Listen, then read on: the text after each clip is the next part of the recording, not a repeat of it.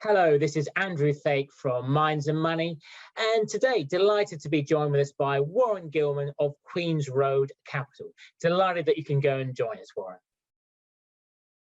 Thank you very much, Andrew. I just arrived yesterday in Vancouver, so not the usual Hong Kong office of Queen's Road that we usually chat from, and it's great to be back in a free country. Well, we chose today's topic of conversation to be all about uranium. And I'm keen to, as an opening question, even before the Ukrainian invasion, the fundamentals for uranium were strong. Why is that the case? Andrew, if we step back in time, because you've framed this question pre the Ukrainian situation, the story of uranium was all about supply. Demand was growing slowly, but very well defined. You can't really hide uranium demand.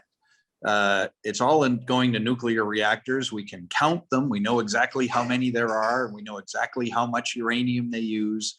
So demand is very well defined. The variable in the equation was the supply. And the supply over the course of the last 5 years has become more and more and more constrained. And that was the primary reason why from a supply-demand fundamental perspective, I was pretty bullish on uranium, simply because it was constrained supply with good, predictable demand. Now, going to the present day, that equation has skewed even farther to the bullish perspective for two reasons. Number one, demand now looks like it is going to be a little less predictable than we thought and is actually going to grow. Existing reactors are probably going to stay open longer. More and more countries are going to adopt more and more nuclear in their energy mix. And some countries who had decided to not further pursue nuclear have already announced that they will. The most recent being the election last week in South Korea, done a complete about-face from a government that was shutting down reactors to a government who now recognizes the fact that nuclear will be a core and growing component of their energy mix well into the future. But the most important thing is the EU taxonomy and the fact that nuclear will now be recognized broadly in the EU as a green source of energy for the coming century in Europe, and that will have a material impact on demand. So all of that has happened prior to the Russian invasion of the Ukraine, which has skewed that equation yet again to the more bullish outcome, which is, and I can't overestimate this or overstate it enough. Russia, Uzbekistan, and Kazakhstan account for the majority of uranium production, the majority, greater than 50%. That uranium now simply cannot be touched by Western governments. It just is morally, if not pending, legally unforgivable. So anyone who consumes that material will have to start shifting all future purchases away from those sources to the other less than 50% of current supply. So the impact on demand on those assets is just going to skyrocket. So putting all of those things into perspective, as you say, pre the Russian invasion and now right up to our current situation today, the equation is highly, highly skewed to the bullish scenario. And that's why I think investors will be tuning in to this discussion. And as a result, increasing their exposure to Western uranium development stories.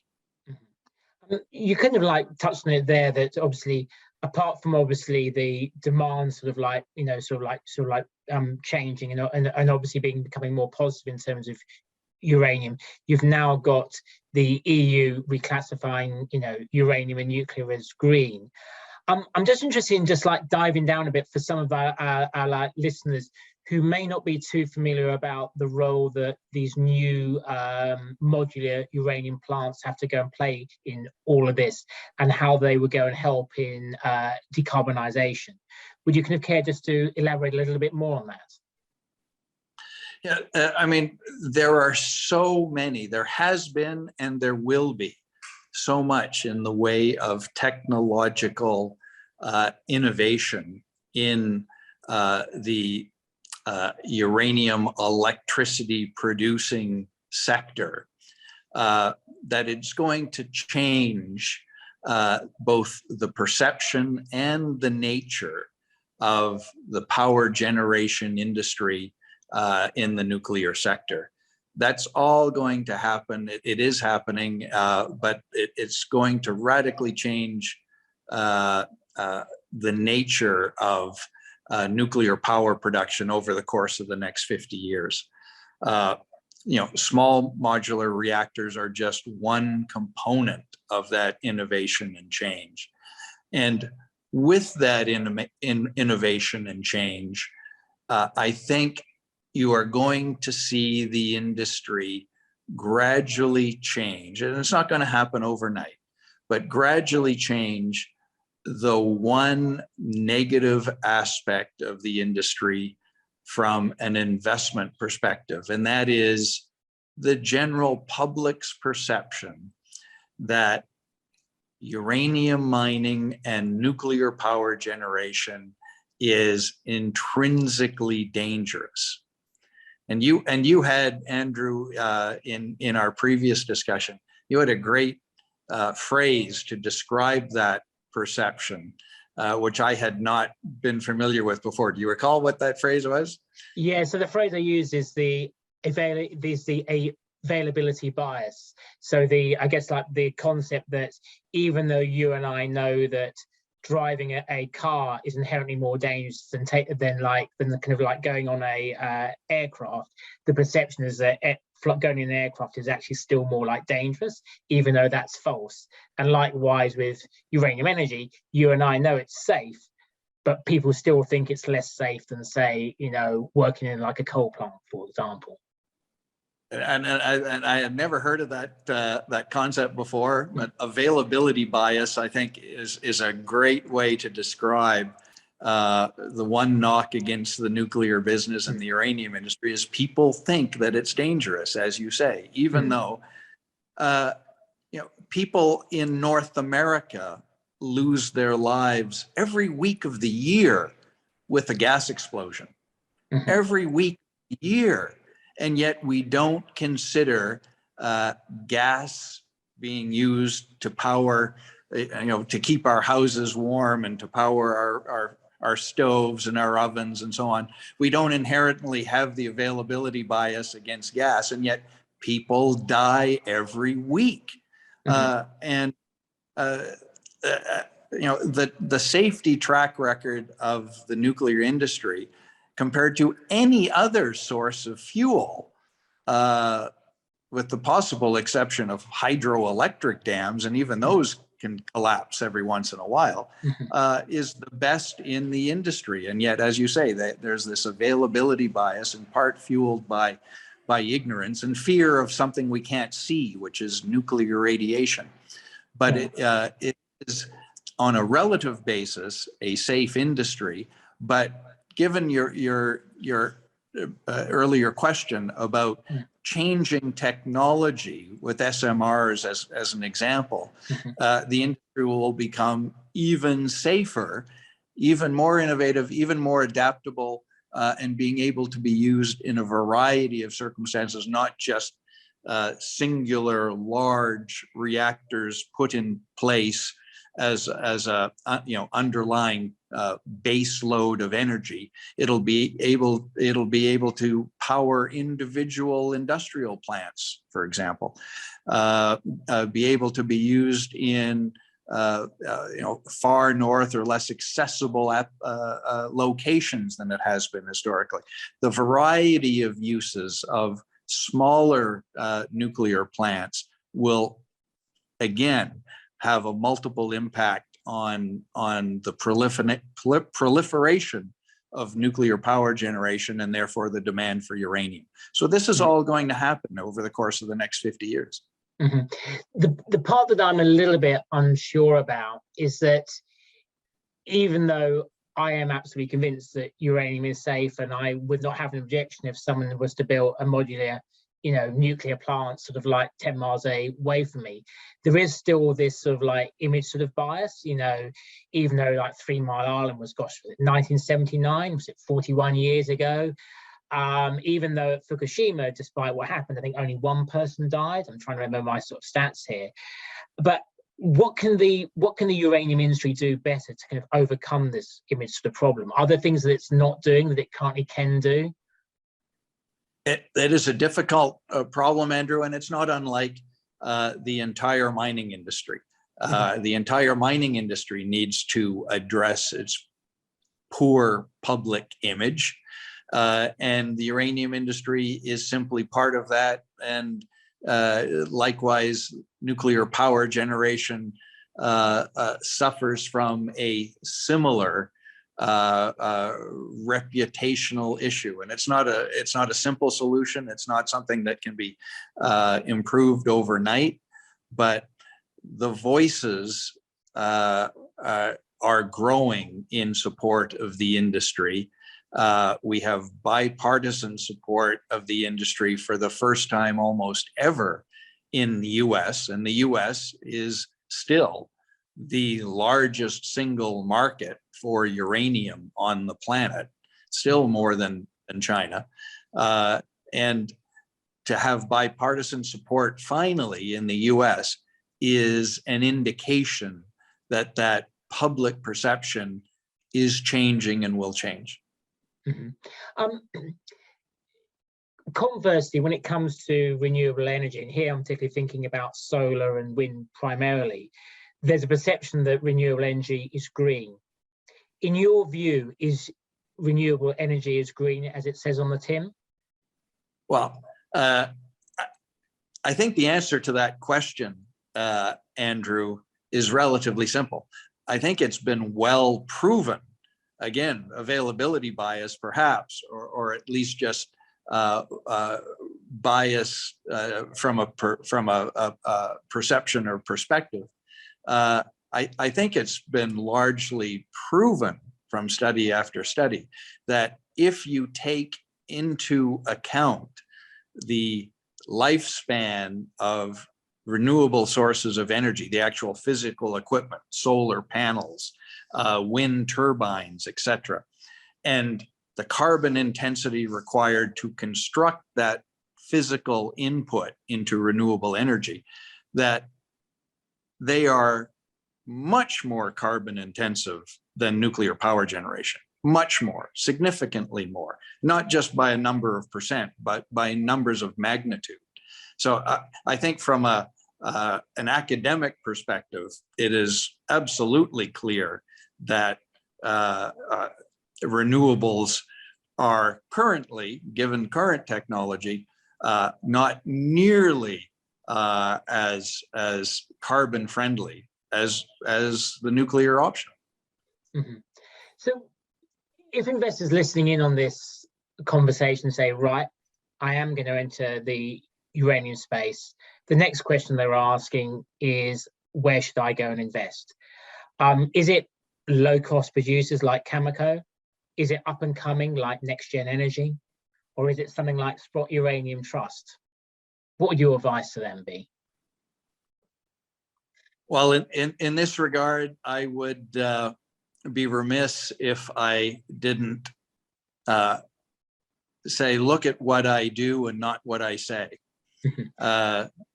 Queens Road Capital is a publicly listed company. It's listed on Toronto. So all of your viewers, if they agree with what I'm saying they should go out and buy Queens Road stock.